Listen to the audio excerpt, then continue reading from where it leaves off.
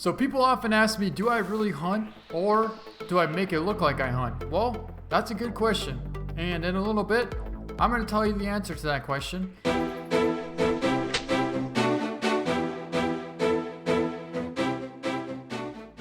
Hello everyone, this is TheHunterDD33 and lately I've been getting asked this question a lot. The question is, do I really hunt? Well, in this video, I'm going to answer that question and then some. Alright, so first up, this is my first fox that I've ever gotten with my 17 HMR. This is my first and my only fox that I got. I called him into about 70 yards and I pretty much took a shot right underneath his throat, hit him right in the heart and dropped him with my 17 HMR.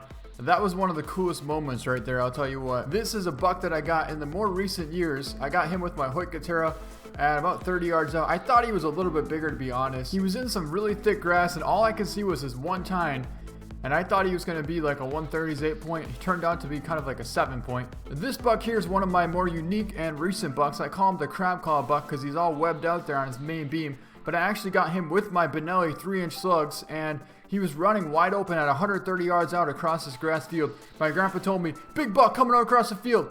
So I was getting ready watching for a big buck and I saw that this buck would have been probably the one he saw. So I shot 5 times at it and I ended up hitting it 3 times out of the 5 and he was down within sight. That was a pretty cool moment there, especially the fact that I got to take him out with my grandpa. This buck here is one of my first 10-point bucks that I've ever gotten. I've gotten probably 3 or 4 bucks before this, but they were all 8 points. So finally I got a chance to get a 10-point buck. And this is him here. I got him with my 12 gauge Remington slug barrel. This is when I first got a 12 gauge slug barrel. This is the first 12 gauge shotgun that I actually had a scope on. And this buck actually came in right during, I believe it was the 2nd or 3rd day of gun season. He came in with a bunch of does and he stopped at about 50 yards out, turned broadside, and I made a lung and liver shot on him. And I remember he didn't go probably 20 or 30 yards out. He was down. My first 10 point. This buck here is one of my more bigger 8-point bucks. He would have been a fantastic 8-point buck. He would have been like a 140's 8-point, but he's all busted up, so he's only like a 125, 130's buck. But what an awesome buck. I took him out with my 12 gauge Remington as well. And it was really cool to be able to pick him up and see how big he really was. That was a really heavy buck as well. He weighed probably close to 190 pounds. He was a really old 3.5, 4.5 year old buck. This buck here is my first ever buck that I've ever taken. Not the first ever one, but this is my first ever gun buck. I got him with my 20 gauge Remington 1100. I remember when I first saw this buck, I was shaking like crazy. I remember I had open sights on my Remington 1100 20 gauge, and I tried to center him as good as I could, pulled the trigger, and when I saw him drop, I almost started crying. I was so happy. But then I ended up finishing him off. This is the first bow buck. This is my very first buck that I've ever gotten in my entire life, and I got him with my Hoyt. I believe it was a Hoyt Reflex. I don't know. I was 12 at the time, so I don't remember what old style Hoyt that actually was. But this is him. He was basically a 9-point mainframe 8, and he had a sticker on the one side. But he actually came in at about 30 yards out trotting during full rut, and he wouldn't stop, so I had to put about a 2-foot lead on him. The cool part about this buck is I was sitting there shaking in my tree stand. It was so cold. I was sitting on the foot part of the tree stand, and I was curled up in a ball trying to stay warm, just trying to keep warm, whatever I could do to basically stay awake. And all of a sudden, I heard something coming through the corn, and that buck came trotting out, and I kind of aimed for the front of his nose, and when I pulled the trigger, when I released the release, I ended up catching him right in the neck, dropped him right in his tracks. It hit pretty much right in the neck bone and dropped him instantly. So this was a very lucky shot and also a very efficient shot because he dropped right in his tracks and didn't even move. And this is the broadhead here. It's a Thunderhead broadhead. As you can see, it's just embedded nicely in the neck bone here, so we left it in there. Next, this is one of my coolest moments here. I actually made a 62-yard double lung shot on this 8-point. He's about a 130's 8-point. Very cool. Big broad tines on him, and that was awesome. The best part about this buck, it was on Christmas Eve, and this buck came into about 60 yards. He didn't want to come in. My parents were in Mexico at the time, and he was 60 yards away. He didn't want to come in. He smelled me. The wind was blowing really bad. The reason this buck smelled me because I let one of my friends borrow my Carhartt jacket, which is what I wore for 2nd season bow hunting, and the buck definitely smelled the gas on that. Also, the cool part was this was actually on Christmas Eve, and I remember telling my dad at the time that I just hit a giant buck, and he asked me how far it was, and I said it was over 60 yards, and he couldn't believe it. He was so mad. That is, of course, until I called him 20 minutes later and told him I found the buck that laid about 50 yards away from where I last saw him.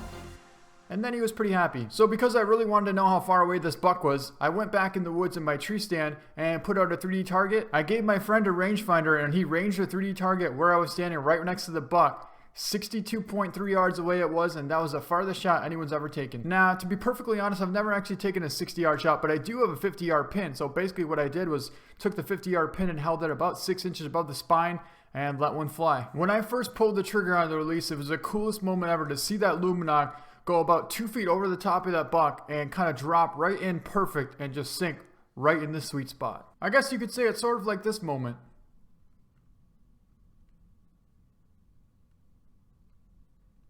"50-yard shot with the recurve right there." And if you notice how high you actually aim, and you can just see the arc of the arrow, it's the coolest thing, especially to see it happen in real life. And here we have a liver and stomach shot at 50 yards. He scored 182. That was a giant buck. And to take a 50-yard shot with the recurve, that was pretty incredible. Or this shot, 100 yards out and a giant wild boar with the reverse draw crossbow.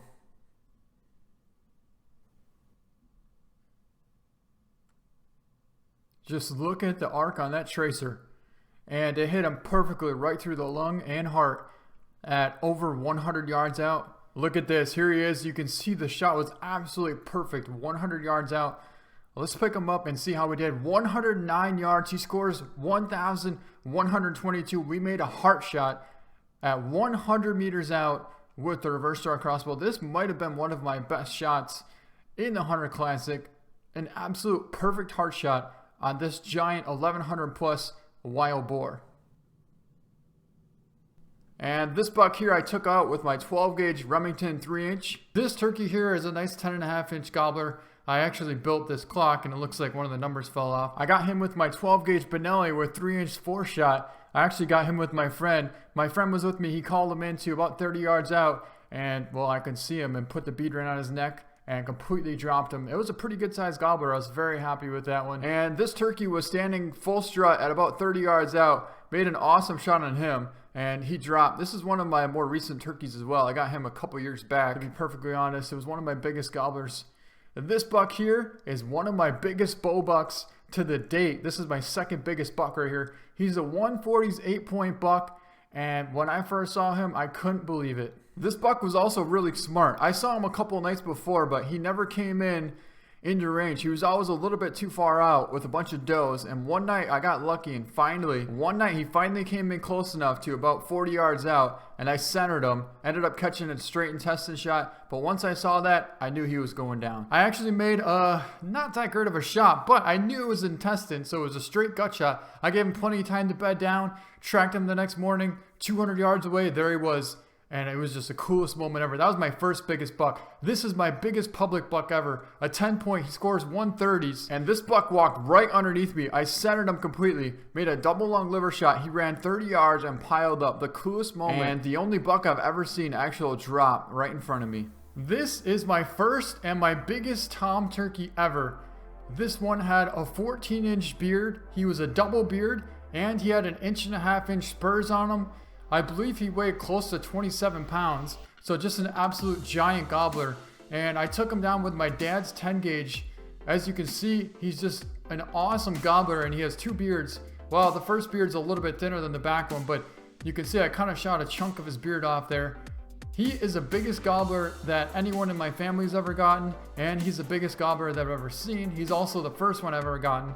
So here he is, full body mounted, and I'm very happy to have this gobbler. Alright, next I'm going to show you my biggest bow buck to this date. This one I actually got about 4 years ago, so it was probably my most recent bow buck. And this is my biggest buck so far. Actually, my biggest buck before this was the 8-point that I just showed you, the 140s 8-point. But this is my 160s 13-point whitetail buck. You can see his nose is kind of cracking there because there's a fireplace in the other room, and I think possibly that might dry out the nose, it looks like. Anyways, this buck was so cool because he came in full rut. I remember it like it was yesterday. It was on November 7th, and he came in. That's actually my dad's birthday. So the cool part about that was I hit one of the biggest bucks of my life on my dad's birthday, so I got to celebrate. But it didn't work out just so smooth. Actually, what happened is I saw this buck way out in this CRP grass field, probably 150 yards away from me. And I knew he was definitely a shooter, but I couldn't get his attention. I was sitting there trying to can him. I was trying to grunt, snort, wheeze him. Everything I possibly could to get his attention. I knew the wind was sort of blowing his direction, so he could definitely hear me. I had some Tink 69 scent out on the ground as well, so he could possibly smell that even. And I was just doing everything I could to get his attention. Well, after about 5 or 10 minutes of calling what seemed like forever, all of a sudden, it was like a miracle. This buck turned, looked directly in my direction, and came trotting full force right to my tree stand. I could not even believe it. But then, like I said, the wind wasn't so good, so he came to about 30 yards out and kind of stopped right there, perfectly broadside. Actually, he was more kind of quartering at me just a slight bit. I put out a little meh just to get his attention. He stopped for half a second. I hugged it right tight to that front shoulder and let one fly. I saw my tracer light up. Well, not tracer, Luminoc. The Luminoc lit up and it just absolutely hit perfect, exactly where I was aiming. I could hear the smack. I knew he was hammered and I knew he was going down. So I thought. Well, 20 minutes later, I get down. I go try and find my arrow, and I couldn't find my arrow because the Luminoc obviously turned off. They don't always stay on sometimes. Not only that, it was in 3 feet tall CRP grass, so it was really difficult to find my arrow, let alone see the Luminoc. So the one good thing is I saw the direction that this buck headed, but the bad part was he ran about 200 yards away, and if he was double long hit, he would have went down during that period. Even though I knew he was absolutely hammered, he did not go down within 200 yards, but when you get these big old bucks like this, they're not exactly weak. They're pretty tough. They can run a long ways, even with a really good hit. So I knew where the buck went. I couldn't find my arrow. I couldn't find a speck of blood anywhere. So I went back to the house and did the only thing that I could do. Wait. And wait some more. Until finally I couldn't wait any longer and I decided to call a couple of my friends over to basically try and entertain me during the moment. We had a little dinner and had a little get together. The next morning we all woke up and walked over to where I last saw the buck. So then one of my friends yelled over to me and he said, "Hey, did you get a 13-point buck?" Because I actually told him it was a 10-point. I didn't know it was a 13-point. I thought it was only a mainframe 10. I didn't see the stickers at the time. But it was a 13-point, and I couldn't believe it when he said 13-point. It actually made me feel even better. It made me even more confident that he was even bigger than I thought, which usually it's the other way around. Normally you get ground shrinkage, but this time I got ground rising, I guess.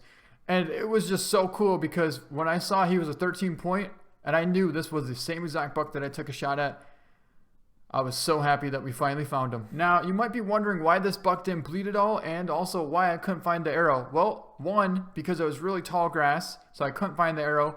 And two, it didn't bleed because I was using 2-blade Rage broadheads at the time. They're kind of like expandable broadheads. And basically what happened is I hugged tight to the front shoulder. The blades opened up vertical, so the broadhead went basically perpendicular to the rib. So when it went in through the rib, basically the rib covered up the entry hole and it came out through the intestine and the intestine plugged up the exit hole. So there was no way for this buck to bleed whatsoever at all. Luckily, it was a good enough hit where it was a single lung, intestine, and liver all at once. So that buck didn't go that far, but I couldn't find one single drop on this buck. Alright guys, well I hope now you know whether I hunt or not, and I want to know if you hunt or not. Let me know. I really want to hear some of your stories, your first bucks, your biggest bucks, anything. Join the Discord, let me know. And this is my biggest buck here so far with the bow. So I think that's going to be a good way to end this video, so I hope you guys enjoyed it. If you liked it, please give it a thumbs up. Thank you so much for watching, and we'll see you next time.